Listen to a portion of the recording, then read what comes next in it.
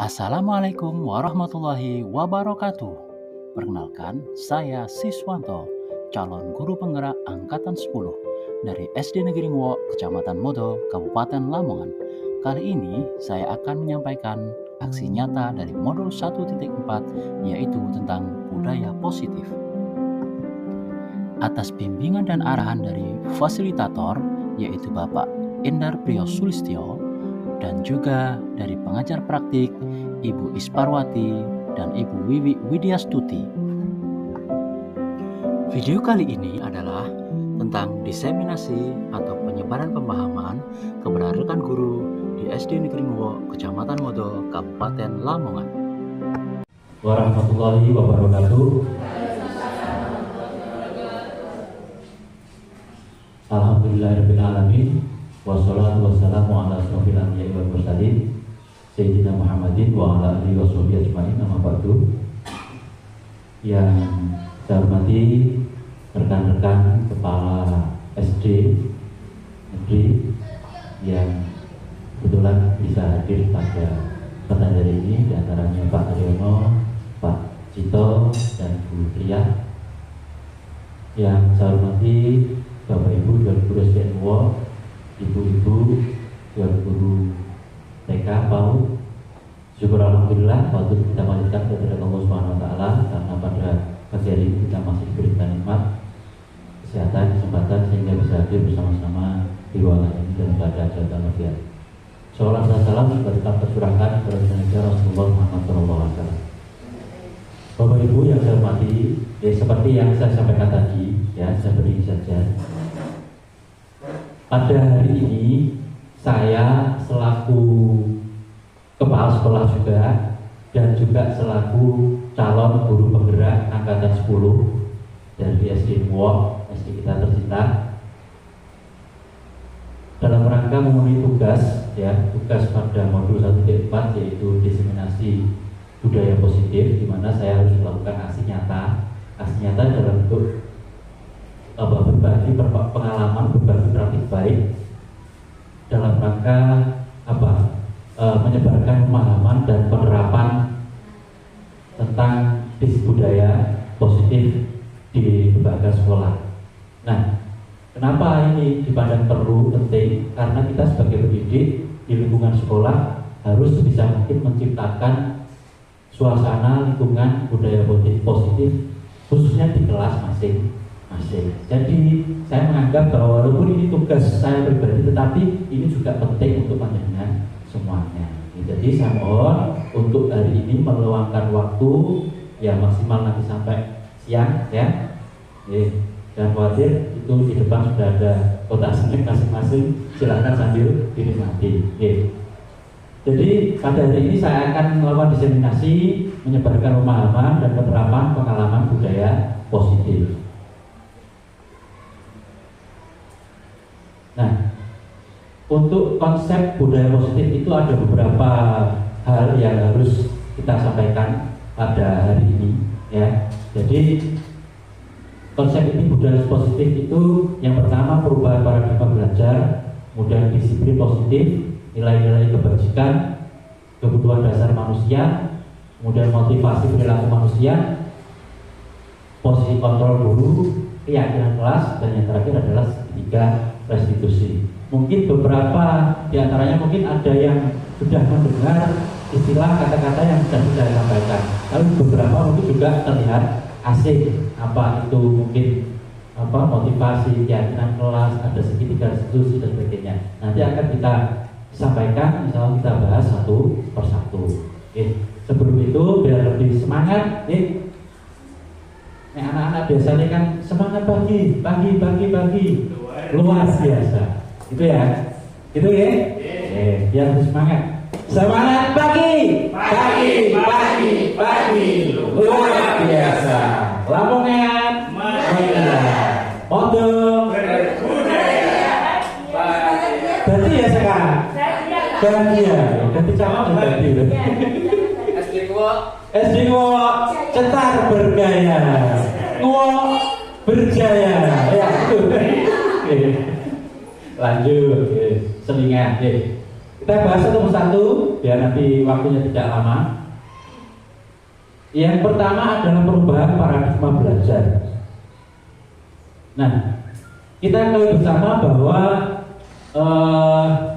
adanya kurikulum Merdeka ini mau tidak mau merubah paradigma belajar kita. Pembelajaran dengan paradigma baru merupakan pembelajaran yang dirancang berdasarkan prinsip pembelajaran yang dikenal dengan istilah berdiferensiasi. Saya yakin Bapak Ibu, teman-teman kan sudah semuanya sudah pernah mengikuti diklat kurikulum Merdeka, ya pasti tahu apa itu pembelajaran berdiferensiasi. Sehingga para peserta didik belajar sesuai dengan kebutuhannya berdasarkan tahap perkembangan sesuai dalam teori psikologi modern untuk mewujudkan profil pelajar Pancasila. Nah, ini intinya kurikulum Merdeka adalah mewujudkan profil pelajar Pancasila. Nah, melalui kegiatan pembelajaran yang disebut pembelajaran berdiferensiasi. Diferen itu kalau dalam bahasa Inggris itu artinya berbeda.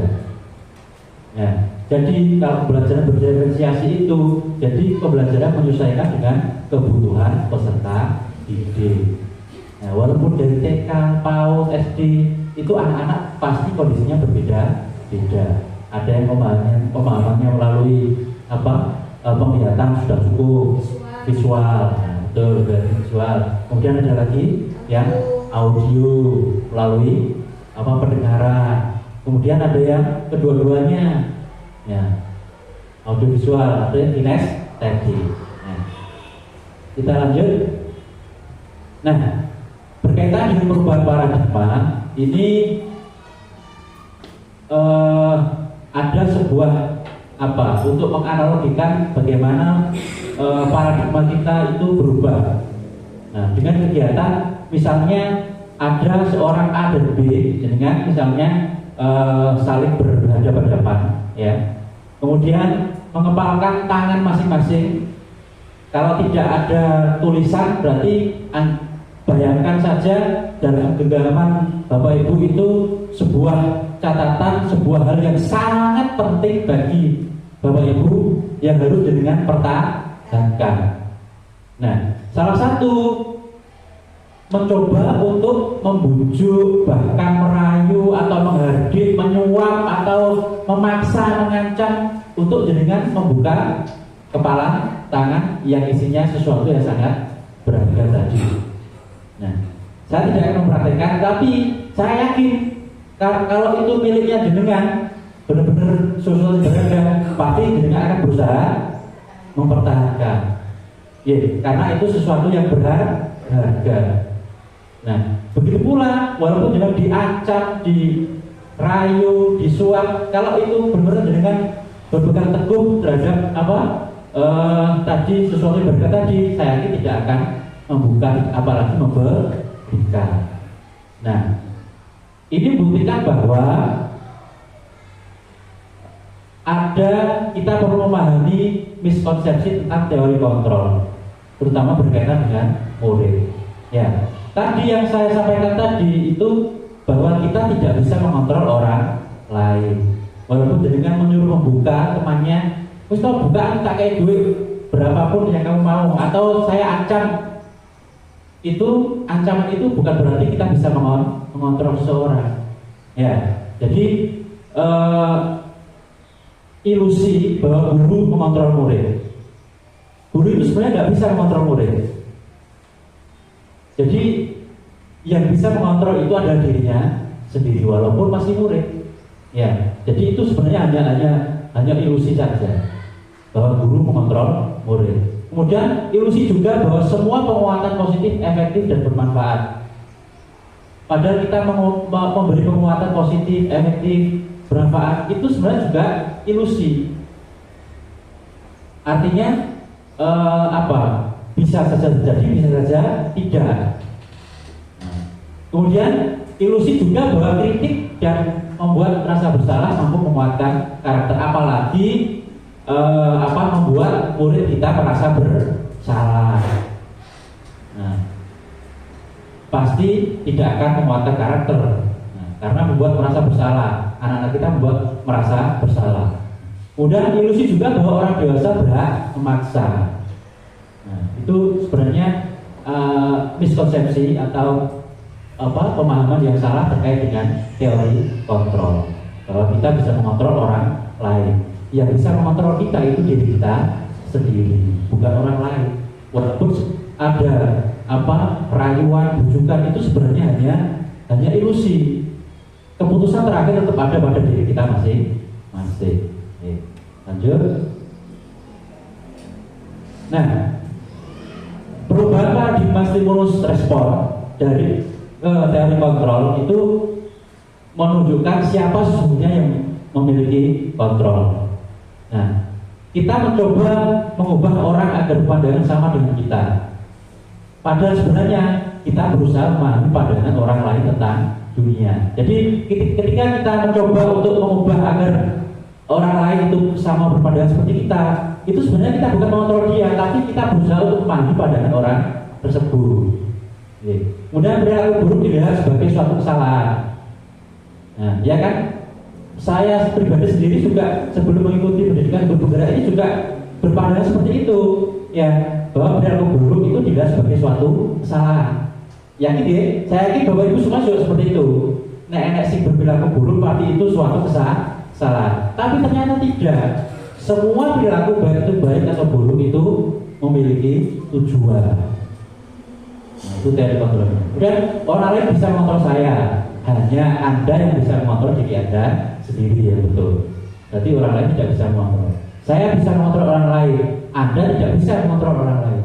Kita tidak bisa mengontrol orang lain, hanya kita sendiri yang mengontrol diri kita sendiri. Nah, kemudian pemaksaan ada pada saat bujukan gagal. Nah, yang benar adalah kolaborasi dan konsensus menciptakan pilihan baru. Kemudian berpikir menang atau kalah, model berpikir menang atau kalah, itu juga salah sebenarnya. Teori kontrolnya adalah berpikir menang. Ya, saya yakin seperti itu. Kemudian lanjut. Nah, sekarang kita menginjak ke disiplin positif.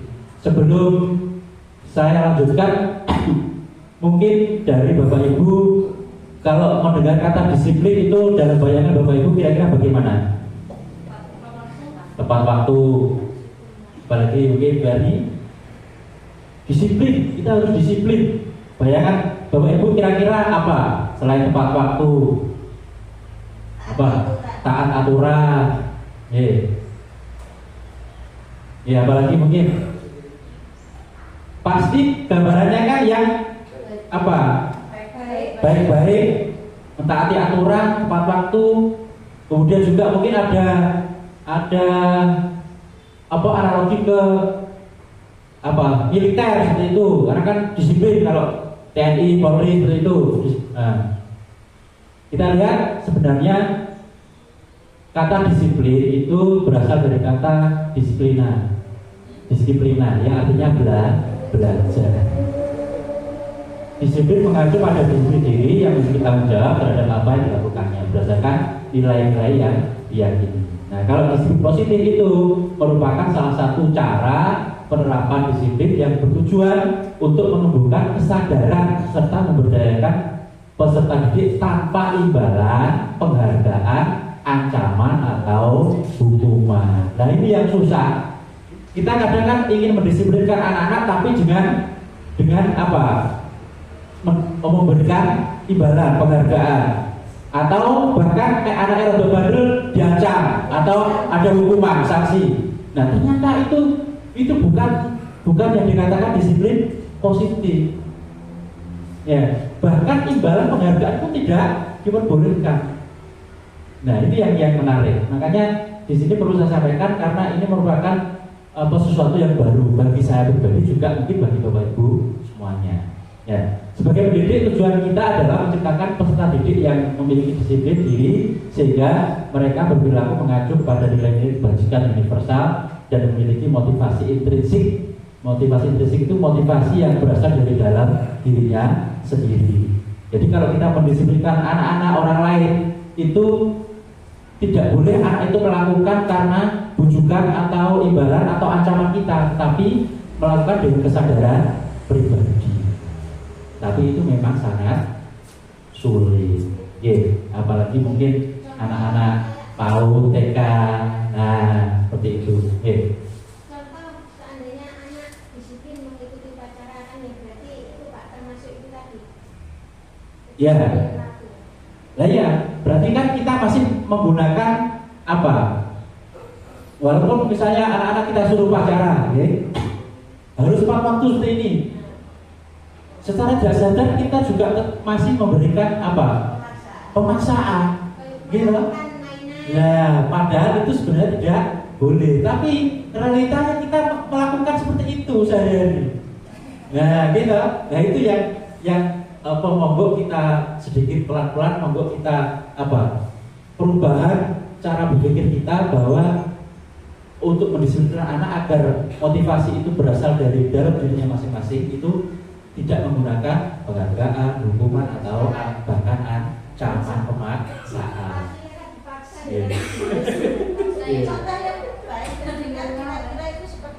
Nah nanti Ibu, sangat bagus pertanyaannya. Nanti lanjut ke materi berikutnya dulu. Kita lanjutkan nilai-nilai kebajikan. Nilai-nilai kebajikan ini ya nilai-nilai yang harus kita kembangkan, nilai yang disepakati bersama, lepas dari suku, bangsa, agama, bahasa maupun latar belakang. Nilai sing apik-apik. Ya, kalau dikaitkan dengan contoh nilai kebajikan institusi atau organisasi, ya kalau di bahasa sekolah yang mewujudkan profil pelajar Pancasila. Apa lagi profil pelajar Pancasila? Tapi lagi nyanyi biasanya apa Bu? Pelajar Pancasila beriman dan bertakwa pada Tuhan yang Esa dan berakhlak mulia, berkebinekaan kebal, gotong royong mandiri, kreatif dan bernalar kritis. Nah, anak nyanyi ya hafal, aku pilih anak nyanyi ya hafal, tapi kalau nyanyi orang. Ini yang dibaca. Kemudian Ibu Primarius PYP ini maksudnya adalah sebuah organisasi di dunia itu terkait dengan nilai-nilai basikan ini untuk usia 3-12 tahun ini, termasuk toleransi, rasa hormat, integritas, mandiri, menghargai dan sebagainya itu. Kemudian keterampilan hidup ini nilai-nilai basikannya adalah dapat percaya, lurus hati, pendengar yang aktif, tidak merendahkan orang lain, dan memberikan yang terbaik dari diri. Ini berkaitan dengan nilai-nilai kebajikan. Lanjut. Nah, sekarang kita lanjut ke kebutuhan dasar manusia. Kita sebagai manusia pasti semuanya memiliki kebutuhan dasar. Kebutuhan dasar itu apa toh? Kebutuhan.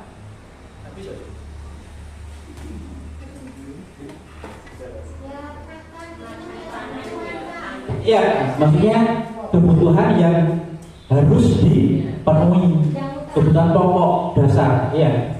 Nah, kira-kira apa saja kebutuhan dasar manusia itu? Jadi sebetulnya kebutuhan dasar manusia itu segala sesuatu yang kita lakukan untuk mendapatkan apa yang kita inginkan. Artinya apa? Kalau kita ingin makan, berarti kan perlu makanan, gitu. Ya. Seluruh tindakan yang kita lakukan memiliki tujuan tertentu, dan semua usaha terbaik yang kita lakukan adalah dalam rangka agar kebutuhan dasar kita terpenuhi dengan baik. Itu kebutuhan dasar manusia. Apa saja? Ada 5. Ya, ada 5 kebutuhan dasar manusia. Pertama adalah yang jelas bertahan hidup. Itu yang pokok penting, bertahan hidup. Nah, dengan cara apa? Memperoleh apa tujuannya? Ya, makanan, pakaian, tempat tinggal, keamanan, dan juga kesehatan. Itu jelas untuk bertahan hidup. Kemudian kebutuhan akan kasih sayang dan rasa diterima. Nah, ternyata rasa kasih sayang dan diterima itu termasuk juga kebutuhan dasar.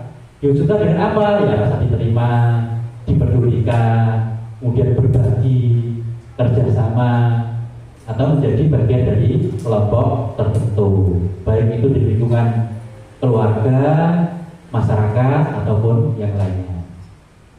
Kemudian kebutuhan akan penguasaan, ini berkaitan dengan harga diri, keinginan untuk dianggap, memimpin, berprestasi, diakui, didengar. Nah, ini berkaitan dengan penguasaan.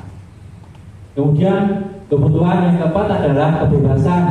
Kebebasan ini wujudnya adalah mandiri, memiliki pilihan, mencoba hal-hal yang baru, mampu mengendalikan arah dirinya sendiri. Kemudian yang terakhir adalah kebutuhan dasar kesenangan. Kesenangan ini berkaitan dengan bermain, humor, kemudian rasa antusias, tertawa, dan lain-lain. Itu tadi 5 kebutuhan dasar manusia yang harus dipenuhi untuk mencapai tujuan yang diinginkan. Lanjut. Selanjutnya adalah motivasi perilaku manusia. Manusia itu setiap melakukan sesuatu pasti punya motivasi. Ya. Nah, motivasi perilaku manusia itu ada 3. Yang pertama, untuk menghindari ketidaknyamanan atau hukuman. Kemudian untuk mendapatkan imbalan atau penghargaan dari orang lain. Dan yang ketiga, untuk menjadi orang yang mereka inginkan dan menghargai dirinya sendiri dengan nilai-nilai yang mereka percaya. Nah, seperti kaitannya dengan kita mendisiplinkan anak tadi. Ya. Jadi anak melakukan perintah kita itu kira-kira hanya berdasarkan apa? Kalau kita menyuruh misalnya anak harus kita datang tepat waktu jam 7 mulai upacara. Kira-kira motivasinya kira-kira apa? Kebanyakan apa? Apakah yang pertama ataupun yang kedua ataupun yang ketiga? Kira-kira kebanyakan apa, Bu? Yang pertama, untuk menghindari ketidaknyamanan atau hukuman. Ya, udah enggak tepat waktu dihukum Pak Sis. Ya. Atau jenengan mungkin kalau ibu-ibu di TK PAUD memanfaatkan apa? Ya anak yang bisa ini saya kasih permen. Ya, kan sering seperti itu ya. Nah, itu berarti anak tersebut melakukan perintah jenengan karena untuk mendapatkan imbalan. Ya, ekstrim. Ya, mutatif gitu. Nanti kalau yang bisa berarti satu ekstrim. Ya, berarti itu untuk mendapatkan imbalan atau penghargaan dari orang lain. Nah, sebenarnya untuk motivasi 1 dan 2 itu berasal dari luar. Jadi nanti berasal dari luar. Nah, berasal dari luar. Kalau yang bagus itu adalah motivasi intrinsik yang berasal dari dalam dirinya sendiri. Jadi ketika anak-anak melakukan sesuatu itu benar-benar dia menyadari bahwa itu untuk kebutuhannya sendiri. Nah itu yang harus kita berusaha untuk tanamkan pada diri anak-anak. Ntar nanti. Berarti masih C1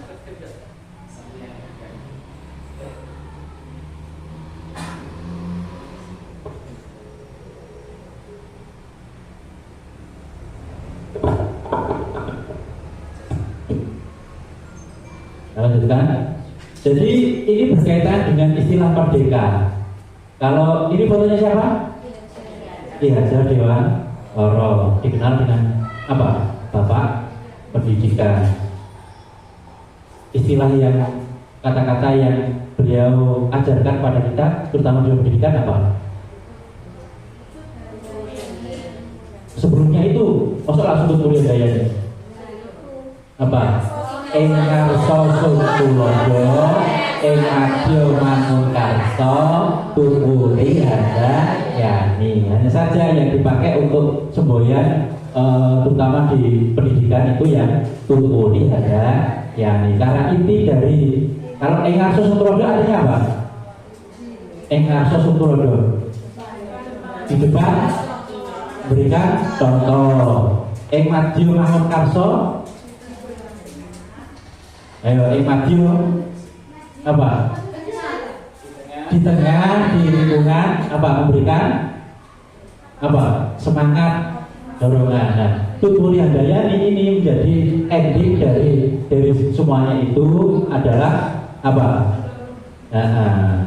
Bisa mendorong untuk berbuat lebih baik lagi. Nah, merdeka itu artinya tidak hanya terlepas dari perintah, akan tetapi juga cakap buat memerintah diri sendiri. Artinya kalau kita melakukan sesuatu masih karena perintah atau takut dari orang lain, itu berarti kita belum disebut merdeka. Nah, mohon maaf Bapak Ibu, misalnya saya menghimbau Bapak Ibu untuk datang lebih awal, terutama grup piket. Kalau motivasi panjenengan masih karena saya, ya, masih karena gak di seneni Pak Sis, gak suka karo Pak Sis, berarti masih motivasi dari luar, belum.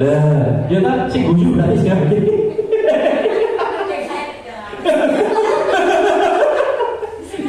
Ya, oke, Bapak Ibu ya. Kalau jenengan masih berpikir seperti itu, berarti masih apa? Belum merdeka. Ya, perlu diingat ini. Aku nek budal esok utawa tepat waktu atau rajin masuk. Kalau hanya karena takut sama kepala sekolah atau takut ditegur kepala sekolah, berarti saya belum merdeka. Merdeka sebenarnya apa?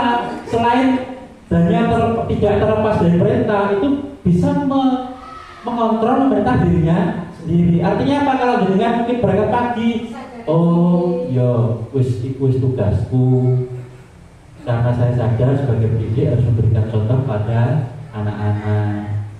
Kalau saya menyuruh anak-anak untuk berangkat pagi, saya harus memberi contoh untuk berangkat pagi. Oke.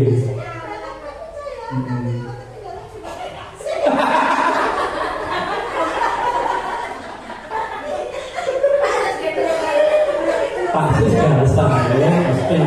berarti belum merdeka atau motivasinya masih dari luar, dari kata-kata saya. Nah, belum menyadari bahwa berangkat pagi atau tepat waktu atau disiplin itu merupakan kebutuhan kita masing-masing. Nah, ini marilah Bapak Ibu mungkin setelah ini bisa sedikit mulai menyadari bahwa apa yang kita lakukan sehari-hari, terutama berkaitan dengan tanggung jawab kita kepada anak-anak sebagai pendidik, itu merupakan apa? Motivasi kita dari dalam diri kita sendiri. Gitu ya. Lanjut. Nah, ini ada istilah dihukum oleh penghargaan. Padahal kita sebagai guru, bahkan saya sendiri, itu dulu juga masih menerapkan kalau anak-anak mungkin ranking 1, bahkan sampai sekarang kan dikasih penghargaan atau di kelas. Nah, ternyata apa? Bahwa penghargaan itu berlaku sama dengan hukuman. Walaupun namanya penghargaan, tapi sebenarnya itu sama dengan hukuman. Artinya apa? Dalam arti meminta atau membujuk seseorang melakukan sesuatu untuk memenuhi suatu tujuan tertentu. Dari orang yang meminta atau membujuk tadi. Dorongannya eksternal, bukan berasal dari internal, dan akan ada faktor ketergantungan. Nek aku oleh Peter ini, gue dikai guru ini. Nah, misalnya tidak dengan kasih, pasti dia akan merasa dulu, kamu bisa menjadi kok tidak dikasih, kan ketergantungan. Nah, beberapa dampak dari pemberian penghargaan itu antaranya adalah pengaruh jangka pendek dan jangka panjang. Ya, kemudian penghargaan itu menghukum sebenarnya, tapi dengan cara memberikan penghargaan. Apalagi kalau sampai hukuman, ya malah tidak boleh. Ya, penghargaan itu mengurangi ketepatan. Karena motivasinya adalah untuk memperoleh penghargaan. Nah, jadi belum melakukan sesuatu wis mikir penghargaan ini. Ya, penghargaan itu tidak efektif. Kemudian yang terakhir ada penghargaan itu merusak hubungan. Karena kalau antara guru dengan murid, mestinya itu berlaku adil kepada semua muridnya. Nah, lanjut Bu.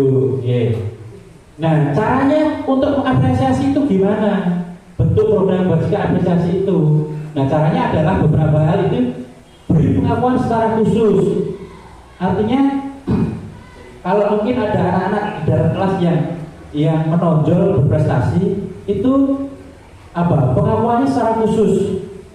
Kalau dia misalnya pintar materi pelajaran, bidang pelajaran apa, misalnya matematika, ya pengakuannya secara khusus dia saja. Tidak, atau mungkin tidak diketahui teman-teman yang lain. Nah, berkaitan juga dengan secara pribadi. Nah, kemudian yang bagus itu beri pengakuan pada semua murid secara bergantian. Karena pengakuan itu tidak harus dia sesuai dengan keinginan kita. Misalnya sesuai dengan kemampuan anak-anak kita, misalnya non-TK, lagi iso gaya huruf A, yang lain sudah bisa baca, itu juga perlu diberi pengakuan. Ya, artinya pengakuan sesuai dengan kemampuannya masing-masing. Ya, itu misalnya. Jadi secara bergantian. Kalau secara bergantian berarti semua murid nanti akan mendapatkan pengakuan dari kita. Jadi tidak ada yang istilahnya mungkin diskriminasi di anak TK, kok cahaya sing pinter sing di lem dan sebagainya. Nah, itu juga dampak sendiri di kelas bagi teman-teman yang lain. Kemudian beri pengakuan secara konsisten. Engkau misalnya semester 1 awal tahun jenengan mungkin masih semangatnya terus memberikan pengakuan sampai setengah semester wis lali, ora tahu memberikan pengakuan dan sebagainya. Ya, harus konsisten. Kemudian fokus pada prosesnya, proses anak-anak kita yang kita hargai, bukan hasilnya. Ya. Jadi walaupun misalnya kita memberikan proyek pada anak kita membuat apa gitu, itu proses membuatnya itu yang kita hargai, kita beri pengakuan, kita nilai, bukan hasilnya. Nah, jadi berfokus pada proses. Kemudian lanjut. Nah, berkaitan dengan hukuman tadi, berkaitan dengan disiplin juga, ini ada hukuman, konsekuensi, kemudian yang terakhir restitusi. Kalau hukuman dan konsekuensi saya yakin Bapak Ibu sudah sering mendengar. Ya, nah yang terakhir ada istilah restitusi. Nanti kita bahas sendiri. Nah, apa ciri hukuman itu? Hukuman itu tidak berencana atau tiba-tiba. Tidak ada hukuman itu yang direncanakan. Kecuali kalau memang hukuman pidana sudah tertulis. Kalau melakukan pelanggaran ini, pasal ini, hukumannya ini, itu. Kalau berkaitan dengan apa yang kita terapkan di lembaga itu. Kalau hukuman itu biasanya tidak berencana. Kemudian murid tidak tahu apa yang akan terjadi atau tidak dilibatkan. Moro-moro misalnya dia salah melakukan sesuatu, hukumannya apa dia kan tidak tahu. Guru itu yang tahu, yang memberikan hukuman itu. Mau tidak mau saat itu murid harus melakukan. Nah, itu adalah hukuman. Kemudian bersifat satu arah karena dari guru langsung, anak tidak mempunyai kesempatan untuk mungkin merespon atau memberikan tanggapan kenapa saya dihukum dan sebagainya. Ya. Kemudian berupa hukuman fisik atau psikis. Yang fisik biasanya dijewer. Ya. Kalau psikis biasanya dengan kata-kata kita. Oh, ini wis. Apalagi mungkin dengan mungkin menunjukkan kelemahannya, kekurangannya. Kok ora iso, ora pinter, anak sopo. Langsung pindah malah rasidor SD. Itu hukuman. Kemudian ada istilah konsekuensi. Kalau konsekuensi ini sudah terencana, disepakati sesuai peraturan. Misalnya ada tata tertib kelas, berangkat terlambat lebih dari 15 menit akan mendapatkan sanksi itu sudah tertulis, sudah terencana. Ya. Kemudian murid tetap dibuat tidak nyaman. Walaupun sudah tertulis, murid sadar kalau melakukan kesalahan pasti akan dilakukan hukuman itu, tapi tetap murid tidak nyaman. Ya, itu. Kemudian sikap guru selalu memonitor murid. Artinya, ayo peraturannya apa? datang jam 7, kalau terlambat suruh keliling lapangan. Nah, kan guru selalu posisinya memantau, memonitor murid. Nah, yang terakhir ini adalah restitusi. Restitusi ini proses menciptakan kondisi bagi murid untuk memperbaiki kesalahan. Jadi murid yang melakukan kesalahan, melanggar aturan, tadi kita ciptakan kondisinya untuk bisa memperbaiki kesalahannya. Kemudian proses kolaboratif yang mengajarkan murid untuk mencari solusi sendiri. Jadi guru hanya mengarahkan, yang mencari solusi anak-anak sendiri. Itu namanya penyelesaian dengan cara restitusi. Nah, nanti akan kita bahas secara khusus tentang restitusi itu caranya bagaimana. Nih, cara lanjut. Nah, ini berkaitan dengan hukuman atau konsekuensi. Nah, di sini sudah lihat semuanya ya. Kira-kira kalau tindakan guru mencatat 100 kali di dalam buku kalimat, saya tidak akan terlambat lagi. Ping 100. Ya, pernah menyuruh seperti itu? Pernah? Pernah? Ada yang pernah? Saya pernah. Ya, saya pribadi pernah. Waktu jadi guru menyuruh anak untuk nulis seperti itu pernah saya. Pernah. Saya yakin tuh pernah. Sama ibu. Ya, kira-kira yang pertama ini apa? Hukuman atau konsekuensi? Hukuman. Nah, ya. Kira-kira apa yang pertama? Nanti jawabannya kita simpan dulu. Yang pertama apa kira-kira? Konsekuensi? Konsekuensi. Kita simpan dulu. Udah lari mengelilingi lapangan basket 2 kali karena terlambat hadir di sekolah. Kira-kira hukuman atau konsekuensi? Hukuman atau konsekuensi? Kalau memang tadi sudah dikatakan ya berarti konsekuensi. Kan sudah ada aturan. Boleh beda jawabannya, nggak apa-apa. Nanti kok dicocok masih bener ya Allah. Ya, ya.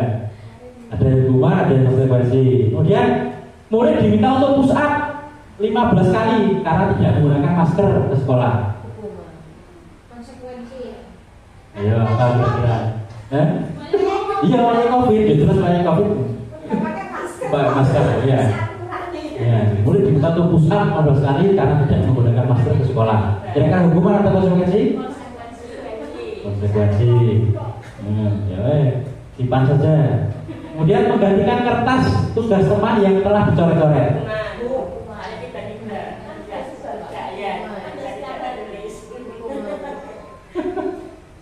Monggo nanti didiskusikan. Maksudnya kira-kira jawabannya yang betul apa? Kemudian membersihkan tumpahan air di meja tulis karena tersenggol pada saat belajar. Hukuman. Konsekuensi. Ya, ya apa?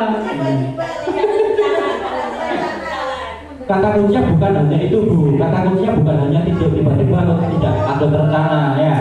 Nah, tadi loh. Kemudian murid disuruh untuk tidak mengenakan sepatu seharian di sekolah karena tidak mengenakan sepatu hitam.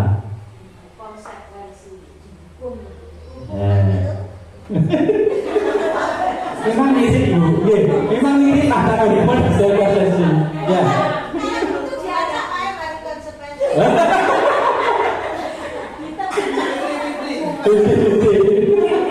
Nah ini saya guru PJOK Pak Bunami. Lari mengelilingi lapangan basket 2 kali karena terlambat 10 menit untuk pelajaran PJOK. Ayo, kira-kira apa Pak Fir? Hukuman, jadi guru PJOK hukuman. Jadi guru PJOK hukuman. Ternyata betul apa salah nanti kita cocok jawabannya benar. Nah, ternyata untuk mencatat 100 kali di dalam buku kalimat itu termasuk hukuman. Ya.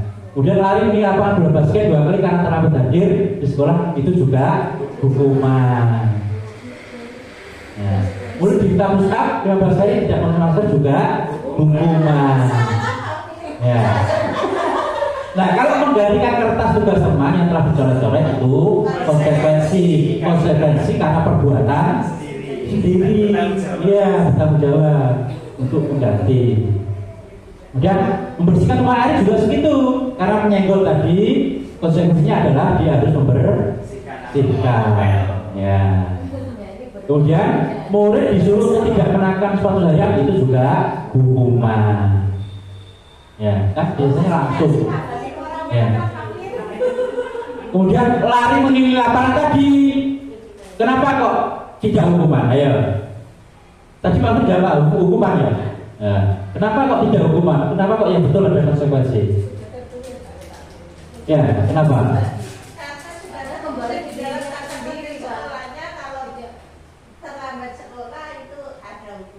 Ini bukan sekolah Bu, tapi pelajaran PJOK.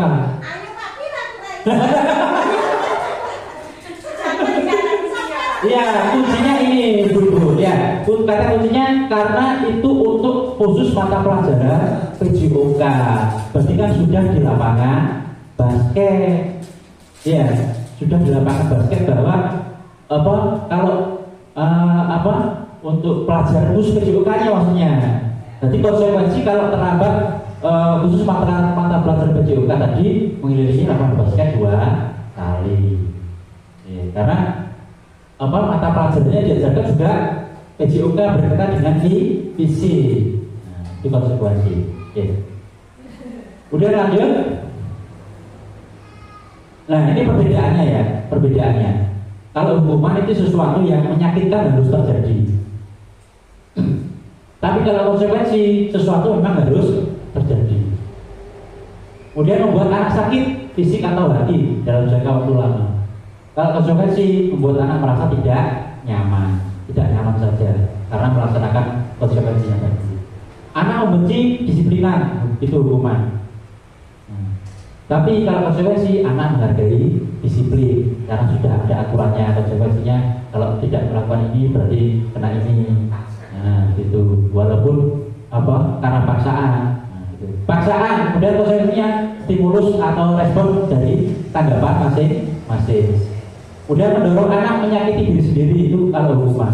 Tapi kalau konsekuensi mendorong anak agar mudah menyesuaikan diri, walaupun karena terpaksa. Kemudian kalau hukuman konsep diri yang buruk. Tapi kalau konsekuensi itu konsep diri yang baik. Anak belajar untuk menyembunyikan kesalahan, itu kalau hukuman. Tapi kalau konsekuensi, anak belajar untuk memenuhi peraturan. Ada peraturannya.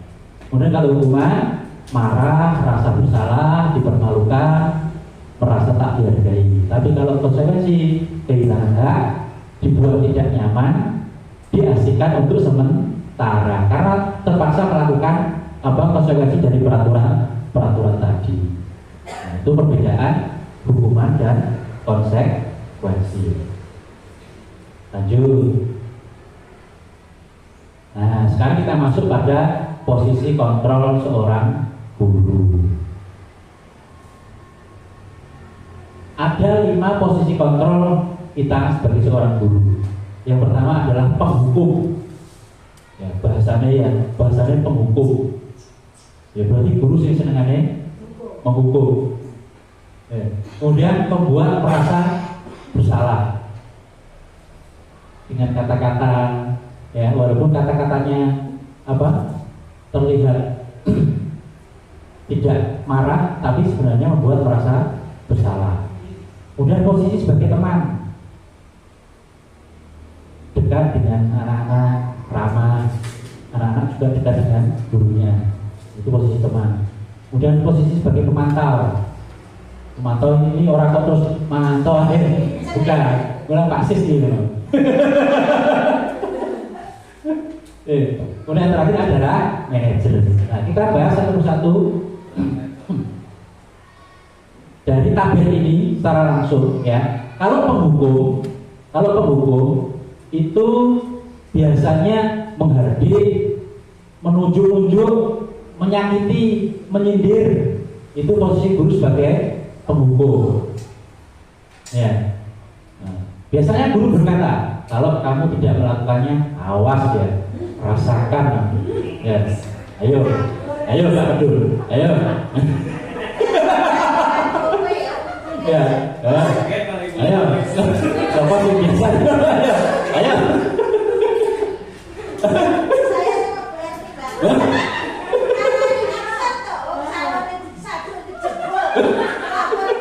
Ayo. Iya, kan sering kan seperti itu. Ya. Ayo ya. Terus no. Ya, itu biasanya penghukum. Nah, hasilnya apa? Hasilnya memberontak, menyalahkan orang lain, bahkan berbohong. Walaupun dia menuruti apa yang kita inginkan, tapi sebenarnya dalam hatinya berontak. Ya, kalau kaitannya dengan dunia berkualitas ini maksudnya dunia berkualitas itu impian bahwa semua orang kalau di sekolah berarti ya sekolah yang nyaman, aman, kondusif, semuanya berjalan sesuai apa yang diinginkan, itu dunia berkualitas. Itu murid meletakkan guru di dunia berkualitas. Nah, biasanya murid kata-katanya seperti ini, biarkan saja, nanti juga marah-marah lagi. Jangan tinggal Pak Guru semester menang. Ya, nah dampaknya sebenarnya kepada murid apa? Akan mengulangi kesalahan. Walaupun wis ditutur bolak-balik, saya yakin tetap seperti itu. Ya, itu penghukum. Kemudian yang kedua, membuat merasa bersalah. Nah, ini biasanya pakai kata-kata, berceramah dan mengatakan seharusnya kamu seperti ini, tapi bapak atau ibu sangat kecewa sama kamu. Kamu tidak melakukan apa yang seperti bapak harapkan. Sampai jadi pinter, tapi kok ini kecewa. Ya, dan seperti itu ya. Nah, sama itu jadi ganteng, pinter, tapi kok polang gitu. Ya, itu murid sebenarnya mikir, dia membuat merasa dirinya bersalah. Ya, ya. Kamu seharusnya kamu sudah tahu. Ibu lelah sekali mengatakannya, ibu stres. Coba pengen jadi pinter wes bu guru stres nih ini. Bu guru nangis nih ini ya.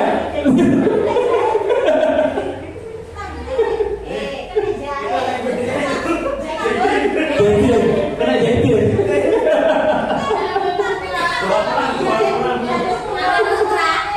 Ya. Hasilnya menyembunyikan atau menyangkal juga berbohong. Ya. Nah, murid berkata, maafkan saya bu, atau mungkin sepurane bu, sepurane pak, mohon maaf. Tapi sebenarnya murid merasa rendah diri karena sampai gampangannya sambat.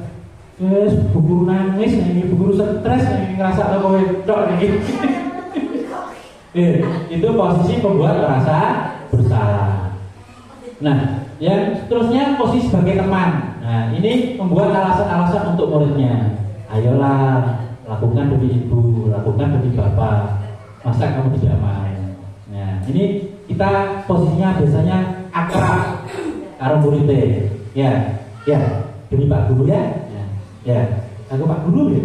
Bisa ya. Nah, biasanya kita kata-katanya dekat, maksudnya ramah. Nah, kita sama anak itu. Itu posisi sebagai teman. Nah, hasilnya akan ketergantungan. Kalau anak bapak atau ibu gurunya tidak berikan kata-kata seperti itu, dia tidak melakukannya lagi. Atau kalau gurunya itu tidak masuk, tidak ada, orangnya sih orang dituruti.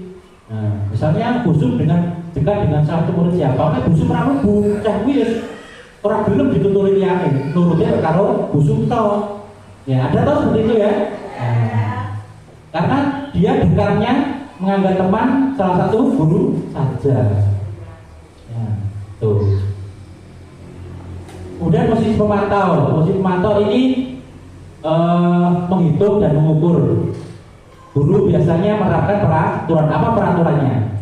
Nah, murid itu hasilnya menyelesaikan diri bila diawasi.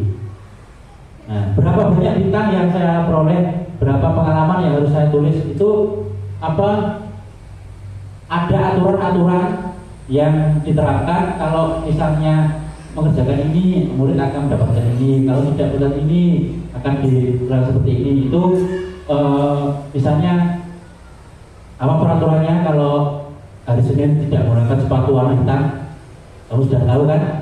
Harus misalnya apa? Nah, itu memposisikan sebagai pemantau.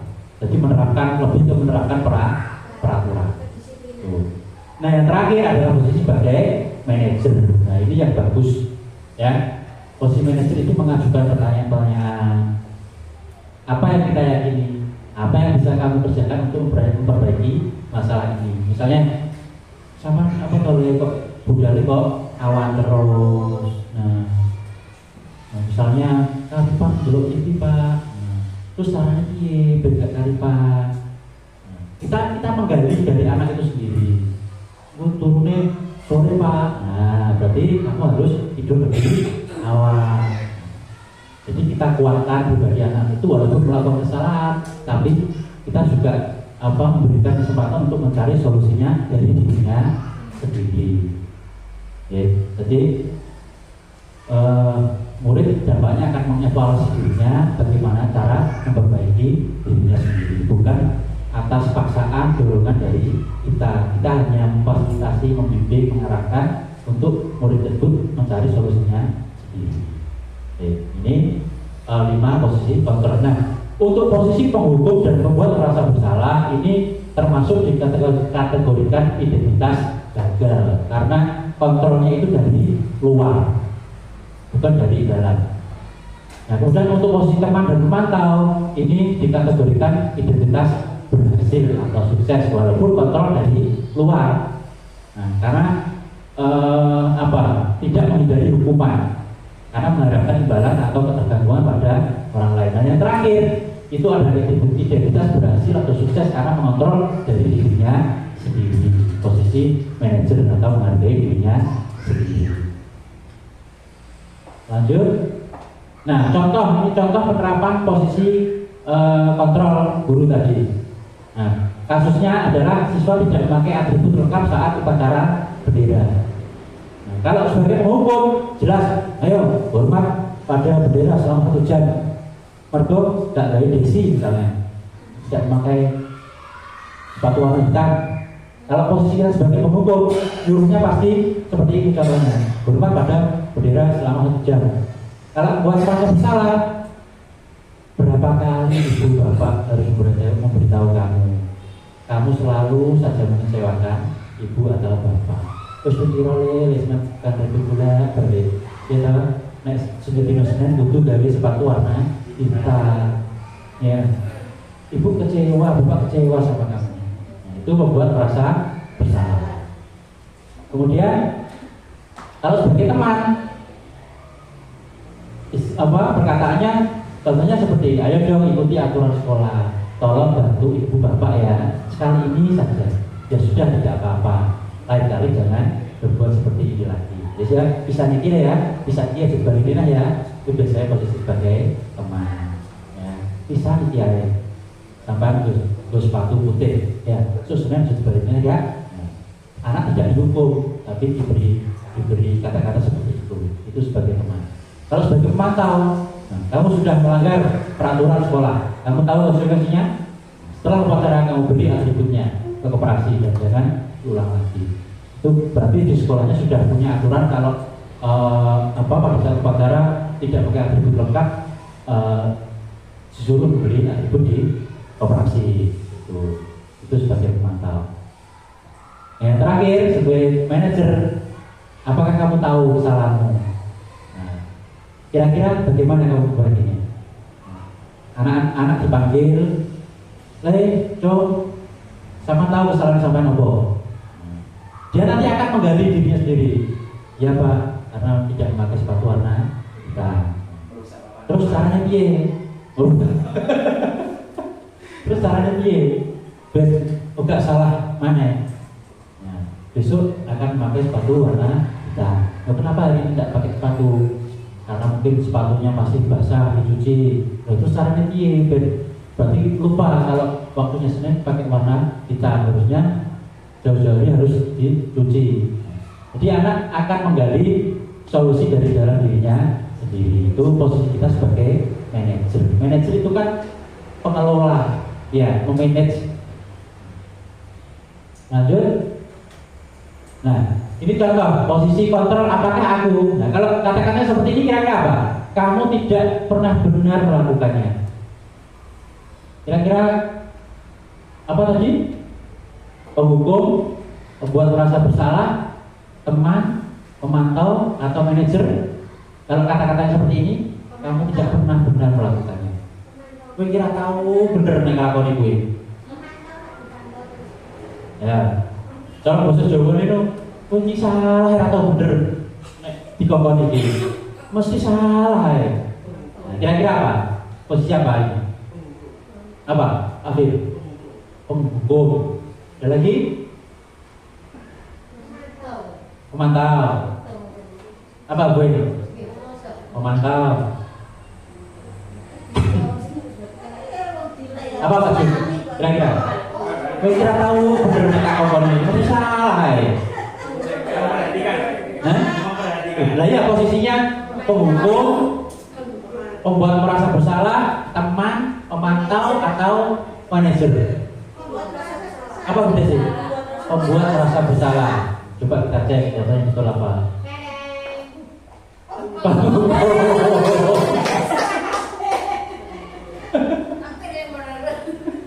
Ya, kamu tidak pernah benar melakukannya. Ya, penghukum. Ya. Dan lanjut. Saya kecewa sekali dengan kamu. Apa? Saya kecewa sekali. Apa? Apa teman? Aku kecewa teman. Ayo. Apa? Teman. Membuat merasa bersalah. Teman atau membuat merasa bersalah? Merasa bersalah. Ada yang teman. Membuat merasa bersalah. Tadi loh, ya. Sikat-sikat menurut santai. Lanjut. Apa rencanamu untuk menyelesaikan masalah ini? Ya. Ya. Pemantau atau manajer? Pemantau atau manajer atau teman? Apa? Manajer. Coba kita cek. Iya. Karena dia menggali dari potensi dalam diri murid tersebut. Ya. Kira-kira rencana dia mengatasi masalah ini. Tuh. Masih ada lagi? Ayolah lakukan demi bapak atau ibu ya. Nah, sabar berarti ya. Kira-kira kata-kata ini berarti teman, ya kan? Iya, teman. Iya. Terus ini, kamu tidak pernah mendapat nilai jika tidak mengerjakan tugas. Oh ini akan mengerjakan tugas ini tidak akan dapat nilai. Pemantau. Apa?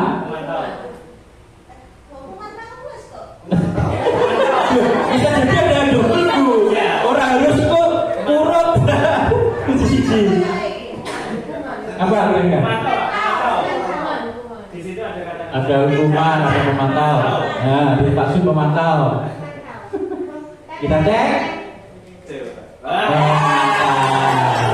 Ya, karena apa? Ada apa konsekuensi nek gak kerja lagi tidak mendapatkan nilai kan? Berarti sudah disepakati sebelumnya. Itu ya. Kita lanjut. Nah, ini ada istilah keyakinan kelas. Ada yang pernah dengar? Ya, Bu Idri sudah pernah dengar apa keyakinan kelas? Kesepakatan bersama. Saya yakin sudah pernah dengar ya untuk keyakinan kelas. Belum. Baru kali ini Bu. Betul. Nanti biar apa tahu apa itu keyakinan kelas. Ya. Iya, jujur aku. Santai aja pokoknya. Nah, keyakinan kelas. Mengapa kok keyakinan kelas? Mengapa bukan peraturan kelas? Jadi di kelas itu kita biasanya kan sering menerapkan peraturan kelas atau yang selama ini kita sebut sebagai tata tertib kelas. Ya, harus datang tepat waktu. Ya, ini jika terlambat akan dihukum seperti ini. Terus membuang sampah pada tempatnya. Ya, menjaga kebersihan. Kalau keluar harus mendapat izin dari bapak ibu guru kelas. Itu namanya peraturan kelas. Ya, tapi kita diminta untuk membuat keyakinan kelas. Jadi apa nilai-nilai yang kita yakini di dalam kelas yang baik-baik itu yang kita tanamkan pada anak-anak. Nah, ini cirinya adalah pembentukan yang kelas itu bersifat abstrak. Abstrak itu ya tidak apa? Tidak bisa dituliskan kadang ya. Tidak bisa digambarkan, hanya bisa dilakukan ya seperti ini. Itu abstrak. Kemudian berupa pernyataan universal, misalnya tadi dibacakan tadi. Ya, misalnya menghormati, saling menghormati, kemudian saling menghargai. Nah, itu dibuat dalam pernyataan positif. Kalimat-kalimat yang positif bukan negatif. Karena positif ya kalimat yang api-api. Ya. Kemudian sedikit saja agar mudah diingat. Tidak misalnya untuk terkait dengan buang sampah, dilarang buang sampah sembarangan. Itu panjang. Itu masih dalam bentuk peraturan, bukan keyakinan. Ya. Kemudian sesuai dengan kondisi kelas dan sekolah sehingga mudah diterapkan. Jadi dalam buat keyakinan itu sesuai kondisi kelas. Antara kelas yang satu dengan kelas yang lain bisa jadi berbeda. Karena keyakinan kelas itu muncul usulan dari semuanya, dari anak-anak yang ada di kelas itu. Ya, jadi disepakati dulu. Itu. Kemudian semua warga sekolah atau warga kelas dilibatkan saat membuat keyakinan kelas. Nah, ini saya harapkan setelah dengan menerima materi ini, paling tidak di tahun ajaran baru nanti, sebelum memulai pelajaran khususnya guru kelas masing-masing, bahkan guru maba juga tidak apa-apa sebenarnya, membuat kesepakatan atau keyakinan kelas dulu. Ya, misalnya kalau terkait dengan kebersihan, ya keyakinan kita apa?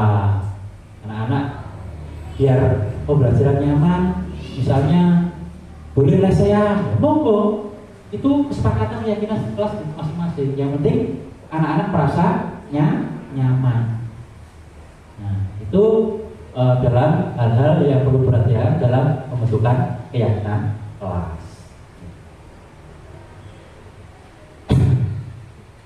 Nah, ini perbedaannya antara peraturan dan keyakinan kelas. Misalnya, selalu kembalikan buku ke tempatnya. Kalau diwujudkan dalam keyakinan kelas, berarti itu menunjukkan nilai tanggung jawab. Jadi cukup singkat, bertanggung jawab. Nah, jadi enek nilai buku nomor pus terus gak dibalik no. Peraturannya bukan harus berikan buku sesuai dengan tempatnya. Jadi dia tidak bertanggung jawab. Jadi sebelum membuat keyakinan anak kita jelaskan. Ya, mungkin masih muncul usulan anak-anak misalnya seperti ini, dilarang mengganggu orang lain.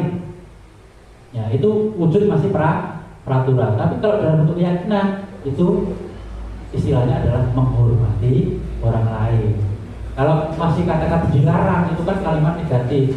Ya, tapi kalau dibuat dalam bentuk kalimat positif itu menghormati orang lain. Ya. Tuh. Kemudian hadir di sekolah 15 menit sebelum pembelajaran dimulai. Itu peraturan. Tapi kalau dalam keyakinan kelas menghormati orang lain. Menghormati kenapa kok hadir 15 menit sebelum atau tepat waktu itu menghormati orang lain? Karena kita menghormati guru juga, teman-teman. Pelajaran bisa dimulai. Ya, kalau semuanya sudah lengkap. Nah, kita juga menghormati. Kemudian komitmen datang tepat waktu. Cukup berkomitmen. Tapi tidak mungkin anak-anak langsung mengusulkan kata-kata komitmen Pak. Tidak mungkin. Pasti akan muncul harus masuk tepat waktu Pak. Nah, dengan yang mengarahkan kalau tepat waktu itu berarti kita berkomitmen. Tulis saja berkomitmen itu. Kemudian dilarang melakukan kekerasan, orang bertengkar dan sebagainya itu. Jadi itu terkait dengan keselamatan. Juga menghormati orang lain, menghargai orang lain. Dilarang menggunakan narkoba, berarti berkaitan dengan datang. Nah, cukup singkat-singkat seperti itu saja bentuk dari keyakinan kelas. Ya, kemudian bergantian atau menunggu giliran itu juga menghormati orang lain. Kalau menggunakan masker berkaitan dengan kesehatan, keselamatan. Jangan berlari di kelas atau di koridor-koridor itu biasanya gagal guru. Itu juga berkaitan dengan keselamatan, keamanan. Nah, jadi perbedaannya antara peraturan dan keyakinan itu, kalau peraturan itu intinya umumnya masih dalam bentuk kalimat-kalimat larangan, negatif, sebagainya. Tapi kalau keyakinan itu nilai-nilai karakter yang ingin kita tumbuhkan. Cukup singkat-singkat saja. Oke, itu keyakinan kelas. Lanjut. Nah, ini yang terakhir adalah berkaitan dengan segitiga restitusi. Tadi dengan sudah mengenal hukuman, konsekuensi, tadi yang terakhir adalah restitusi. Ya. Nah, ini ada yang namanya istilah segitiga restitusi. Yang namanya segitiga pasti bentuknya juga segitiga. Ya, artinya bentuk penyelesaian yang menggunakan pola segitiga restitusi. Apa itu? Nah, segitiga restitusi itu adalah suatu proses dialog yang dijalankan oleh guru agar dapat menghasilkan murid yang mandiri dan bertanggung jawab. Jadi mengedepankan dialog, percakapan dengan siswa yang mungkin membuat kesalahan tadi. Nah, yang pertama adalah menstabilkan identitas. Ya, tahapannya. Kemudian validasi tindakan yang salah, kemudian terakhir menanyakan keyakinan. Nah, dalam tahapan menstabilkan identitas itu berdasarkan prinsip membuat kesalahan adalah bagian dari proses pembelajaran. Jadi nek anak-anak kita membuat kesalahan, itu kita stabilkan kondisinya dulu bahwa berbuat kesalahan itu wajar. Tidak ada manusia yang sempurna. Ya, ibu atau bapak juga pernah membuat kesalahan, pernah melakukan itu. Nah, atau bapak atau ibu tidak mau mencari siapa yang salah, tapi ingin mencari solusinya. Nah, kamu berhak merasa seperti itu. Itu kalimat-kalimat yang bisa kita gunakan untuk menstabilkan identitas. Nah, gak apa-apa nih, misalnya mencuri atau apa maksudnya bukan, maksudnya untuk satu kali ini mungkin kamu tidak apa-apa, wajar berbuat salah, ya. Yang penting tidak mengulangi kesalahan. Itu kita stabilkan dulu bahwa intinya bahwa berbuat kesalahan itu bagian dari proses, ya, proses belajar. Kemudian tahapan yang kedua adalah validasi tindakan yang salah. Ini prinsipnya adalah setiap perilaku berupaya memenuhi suatu kebutuhan tertentu. Walaupun melakukan kesalahan itu pasti punya tujuan. Ya.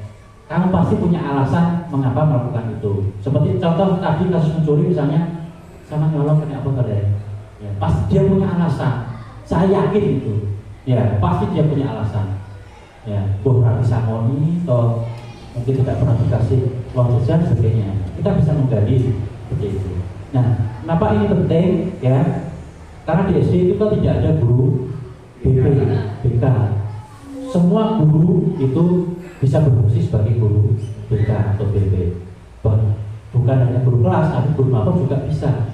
Misalnya Pak Jun pas waktu pelajaran PAI ada anak yang berbuat apa gitu. Nah, ini bisa langsung menangani.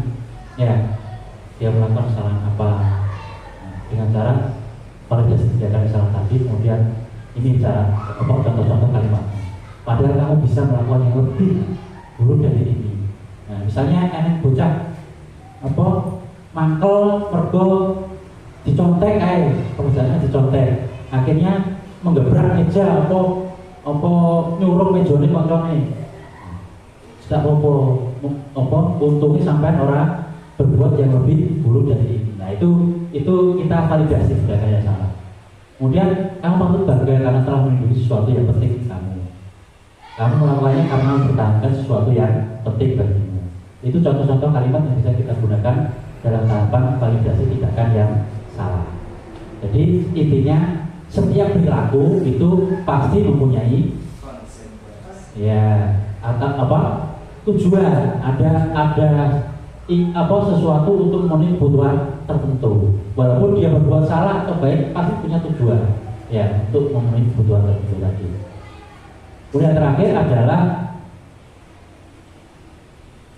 menanyakan keyakinan. Ini prinsipnya bahwa pada dasarnya kita termotivasi secara intrinsik. Pada dasarnya setiap manusia itu punya motivasi dari dalam diri.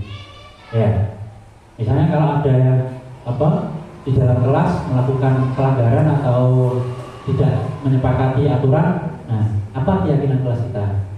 Nah, ini sih buang sampah sembarangan. Ayo, apa yang sudah kita sepakati? Kalau buang sampah gimana? Nah, nilai-nilai apa yang telah disepakati bersama di dalam kelas itu? Nah, seperti apa gambaran sebuah kelas yang ideal menurut kamu? Kamu ingin jadi orang yang seperti apa? Nah, misalnya tadi misalnya ada anak yang mencuri, untuk sama dengan terus. Kamu besok ditanya ingin jadi apa? Nah, tidak mungkin itu, untuk beda jadi pencuri. Ya, jadi setelah tadi mulai dari tahapan yang pertama, ya, menstabilkan identitas, kemudian validasi tindakan yang salah, kemudian menanyakan keyakinan. Yang keyakinan ini prinsipnya adalah kita membangkitkan motivasi dari dalam dirinya. Tuh, ya. Nah, ini contoh.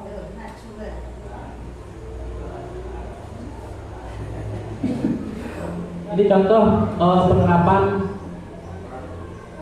segitiga restitusi.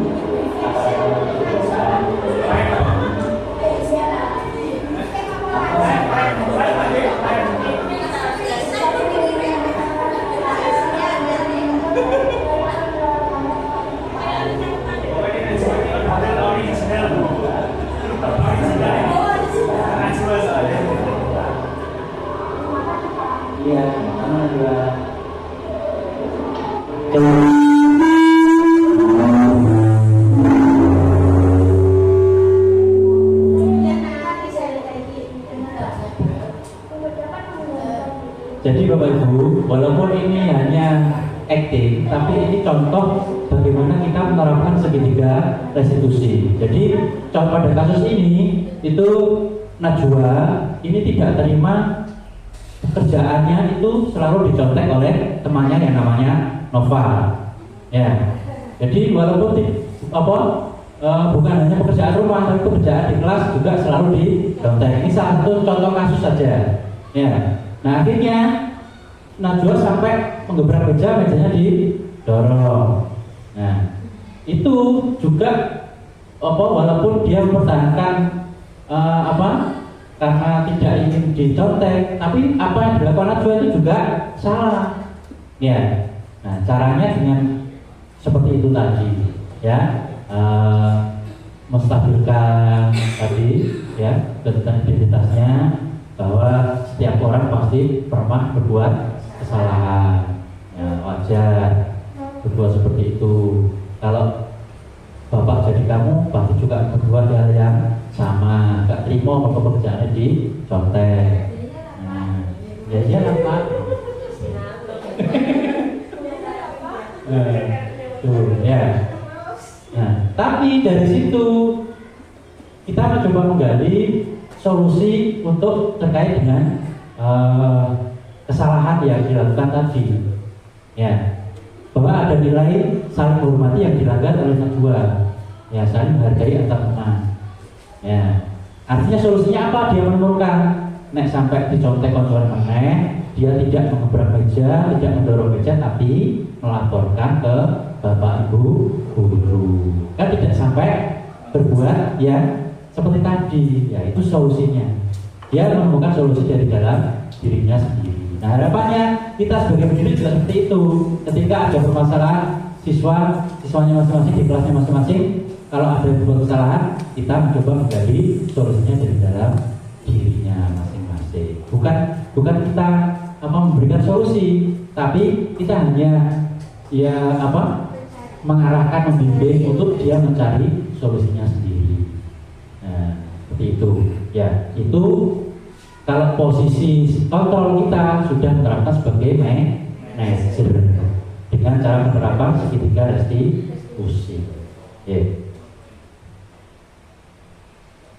Terakhir, penutup, ya, dalam penerapan program disiplin positif itu hendaknya guru memiliki standar kepribadian profesional dan sosial yang baik, di mana guru mampu merefleksi dirinya dalam posisi kontrol saat ini.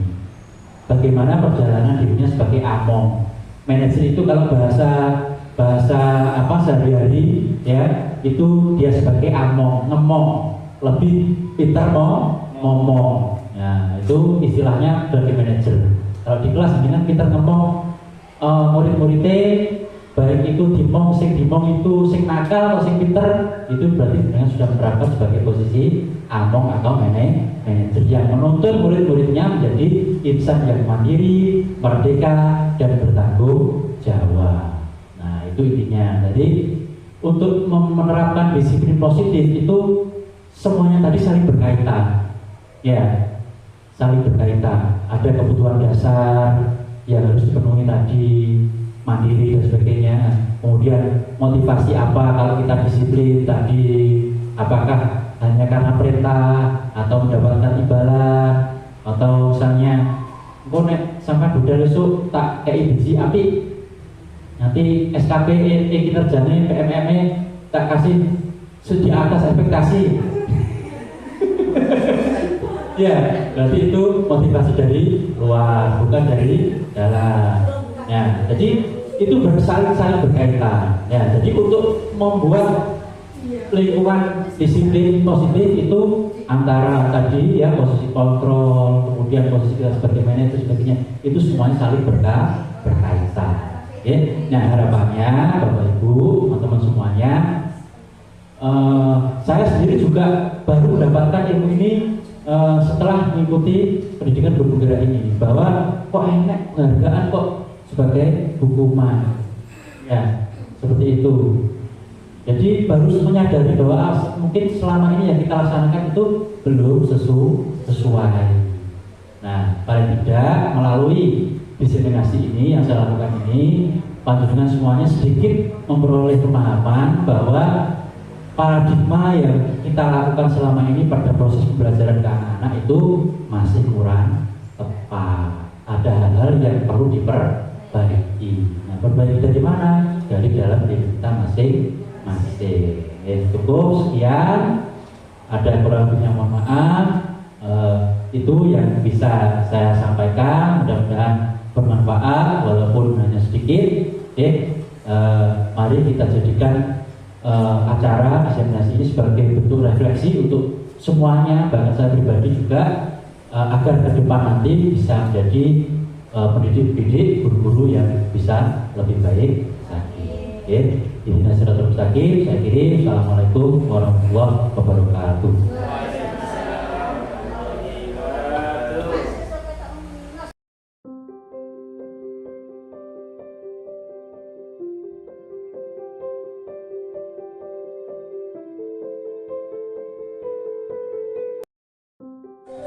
Assalamualaikum warahmatullahi wabarakatuh. Apa kabar hari ini? Baik. Ya. belajar ya? Semangat. Ya. Baik anak-anak, hari ini kita akan membuat keyakinan kelas. Ada yang tahu apa itu keyakinan kelas? Iya. Tahu.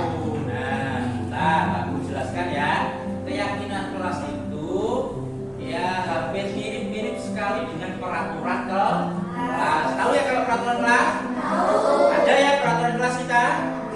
Ya, misalnya contohnya apa? Misalnya harus datang tepat waktu. Nah, itu salah satu contoh peraturan kelas. Nah, kalau keyakinan kelas itu nanti kamu membuatnya dari nilai-nilai yang baik yang ada di diri kamu, kemudian dituliskan, kemudian nanti setelah dituliskan nanti disepakati. Nah, kalau peraturan kelas itu biasanya kan contoh misalnya dilarang makan minum di dalam kelas. Ya, itu ya. Misalnya contoh seperti itu. Ya, itu masih berupa peraturan kelas. Nah, kalau keyakinan kelas itu tidak boleh ada kata-kata negatif. Kata-kata negatif itu misalnya dilarang, tidak boleh. Itu kata-kata negatif. Nah, keyakinan kelas itu kata-katanya harus positif. Nah, contoh seperti tadi misalnya dilarang membuang sampah sembarangan. Itu berupa peraturan kelas karena ada kata-kata dilarang. Dan itu termasuk negatif. Nah, kalau dirubah menjadi keyakinan kelas bisa menjadi kalimat positif. Ya seperti ini, membuang sampah pada tempatnya. Ya tak? Tidak ada kata dilarang. Ya. Jadi setelah ini nanti Pak Guru akan bagikan kertas ini, ya masing-masing dapat satu. Silakan ditulis usulan untuk keyakinan kelas kita yang nantinya akan kita sepakati. Boleh apa saja boleh. Ya, misalnya harus tepat waktu, harus jujur, harus disiplin, harus bertanggung jawab. Bisa seperti itu. Ya, ngerti? Ini ya. Nah, baik anak, Pak Guru akan membagikan kertas ini masing-masing dapat satu. Nanti silakan ditulis usulan untuk keyakinan kelas kita. Ya.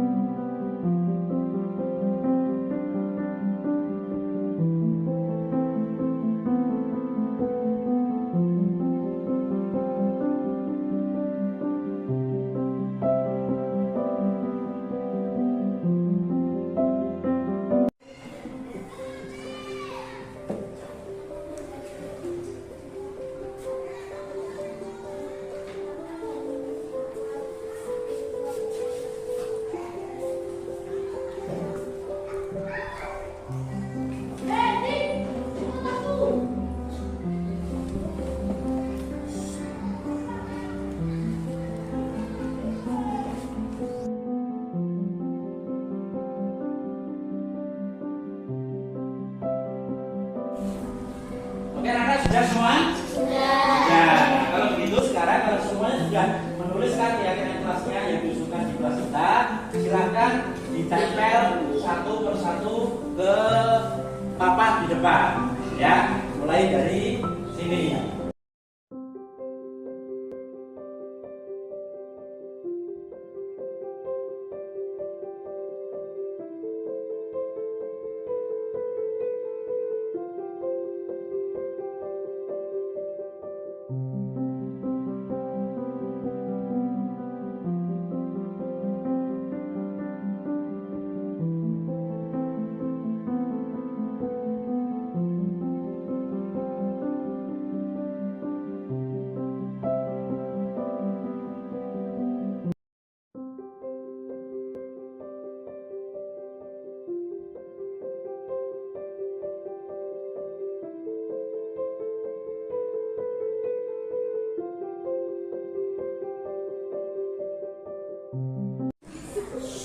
Baik anak-anak, nah kita sudah, kamu semuanya sudah menempel usulan keyakinan kelas dari masing-masing kamu semuanya ya. Sekarang kita seleksi karena mungkin ada tulisan yang sama ya. Yang sama kita pilih, maksudnya kita tinggalkan, nanti diusulkan satu saja ya. Coba kita pilih.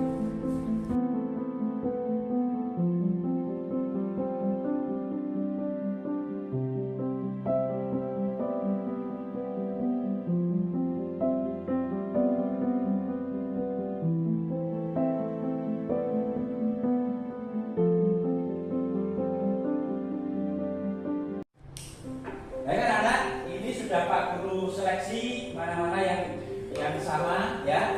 Nah, hasilnya kita semuanya sudah mempelajari keyakinan kelas. Ada berapa ini jumlahnya?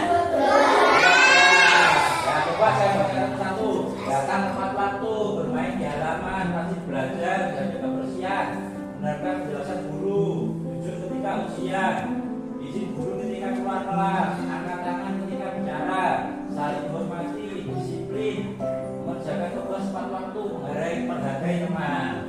Nah, ini keyakinan kelas. Sepakat? Sepakat. Kalau sepakat berarti harus kita laksanakan. Nah, baik anak-anak, kamu tadi sudah menempelkan keyakinan kelas, sudah kita sepakati ada 12 ya. Sekarang sebagai tanda kalau kamu menyepakati keyakinan kelas kita, silakan tanda tangan satu persatu. Ayo mulai dari kamu sini. Ayo cepat kita tanda tangan. Ya masuk.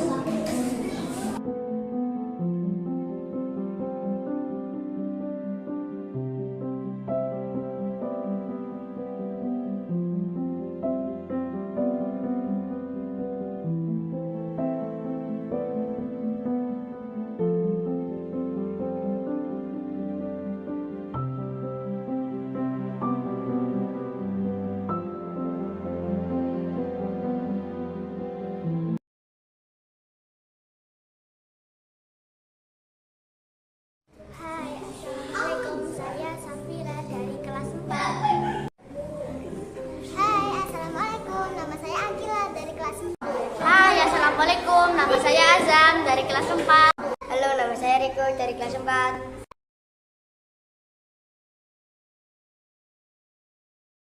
Sangat senang sekali. Saya sangat senang. Seru sekali. Saya sangat senang.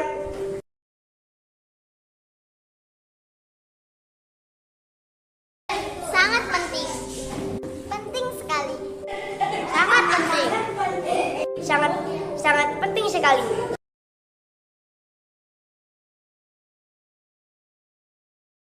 Membuat kita disiplin. Bisa menghargai semua. Membuat kita lebih baik. Membuat kita bertanggung jawab.